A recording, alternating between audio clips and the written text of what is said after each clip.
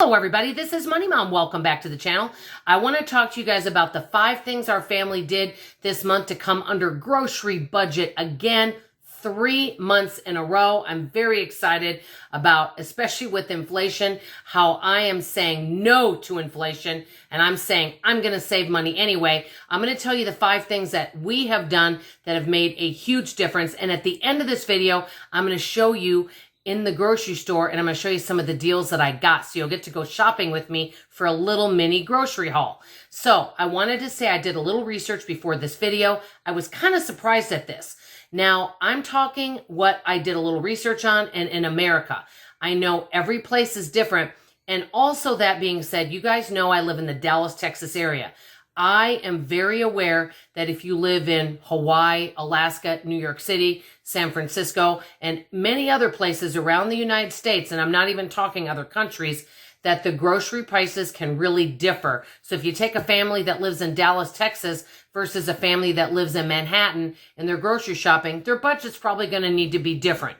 I am very aware of that. So I want to say that first. It depends on a lot of factors when we come to doing a grocery budget. That being said, the average three-member family in the United States spends, and this is a moderate grocery budget, not a frugal, this is moderate, a medium, would be $192 a week for groceries, which averages out to $768 a month. I have been budgeting $425 a month, but this is the good news. Because I've been really watching it, I've been coming under it. As a matter of fact, last month I came under $400. I was in the 300 and some range. This month I was 401, and that's with stocking up. So these are the 5 tips that I have used that have been really helpful for the month of March. First one, basically shopping less often. For example, when I'm out doing demos on weekends, unless I see something that's a phenomenal deal that I just can't live without, I've not been buying it. So buying less often, going to less stores makes a huge difference. Number 2, and this one you're going to be surprised about me. The hugest cost in my grocery budget has been convenience foods, junk food, convenience foods. That being said, we're buying less chips, less crackers, less cookies, all those little quick, little grab and go type things. That is what really hurts your budget. When you make this stuff from scratch and you make a double batch and you freeze it and you portion control it, you can save so much money. Yes, it takes a lot of time. I do still buy some convenience foods, but what I do is I set it aside, and once we're out of it and a family member says, hey, where's the breakfast biscuits? Where's the cookies? I'm like, well, sorry, we don't have any left, but guess what? There's ingredients to make some, and I got plenty of plenty of cookbooks, family. So I'm buying a lot less convenience food and making things from scratch. Number 3, yes, I do clearance and I do sales and what I call loss leader items, really low cost items whenever I find them, but only if it's something that I know our family will eat. I'm extremely particular now about what I buy when it comes to sales, loss leaders, and clearance. I used to just buy something just because it was on clearance and then you didn't end up using it and then it got wasted. So I'm very particular, but I do utilize that as much as I can, and you'll see that at the end of this video.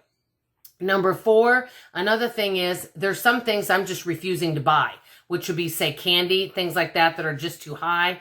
If something that I really love, but I think the price has gone up a lot, I just don't buy it and I find something alternative. I know I've mentioned that before, but right now is a time of year where people are buying a lot of candy.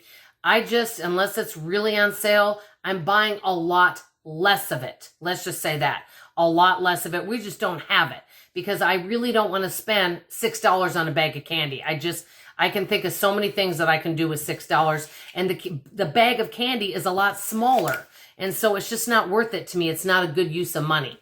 And last but not least, this one's going to surprise you because you're going to say, Money Mom, this is not what someone frugal says. I basically haven't been meal planning. And you're probably like, well, how can that save you money? I thought meal planning saved money. It can, depends on how you do it. I'm not saying it doesn't, but this is what I've noticed for me. When I was meal planning, I probably did it incorrectly. What I would do is see what ingredients I had at home, but then I'd go kind of searching for recipes on YouTube or my cookbooks. What would happen is I would have some of the ingredients, but I'd have to buy additional ingredients as well. And so it wasn't really saving me any money because I would have to go and I'd come up with all these ideas of things I wanted to make. I had a lot of the ingredients, but not all of them, and I'd have to buy certain kind of meat, so it ended up costing me more doing the meal planning. Now I meal plan around the sales and around things I get for clearance, and then I go searching for recipes after I have everything. That works better for me, so I'm not even really meal planning, but I am using everything we have at home. These are the 5 tips that's keeping me under my grocery budget. Could I do better? Yes, there's many of you that spend $200 a month for a family of 3, probably because maybe you eat more plant-based. A lot of people do lentils. All of that is fabulous. But what I'm happy about is years ago, maybe 5-6 years ago, I used to spend about $600 a month.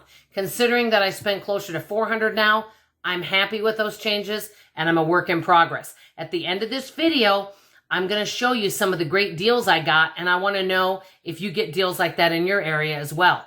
That's all. Watch this next little clip that I have in this video, and I love you, and I'll see you on tomorrow's video. Bye.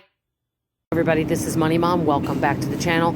Just to show you some of the fabulous meat deals that I am buying today. I've got some hamburgers, $2.34, pork chops, $2.67. These are all markdowns. More hamburgers, $2.39, beef fajita meat, $3.84, some more, $3.32. And then my husband likes bacon wrapped chicken, so I bought him some of that. Some pork. Now, I don't generally eat pork for a variety of reasons for myself, but my husband does. I got a whole huge thing of ground beef for $3.76. These are insane deals. They don't ever mark them down this cheap. I want to buy more, but I just don't have room in my freezer. So I'm buying what I can, but I also want to make sure I'm polite and I save more for others. That is all. I love you guys. Bye.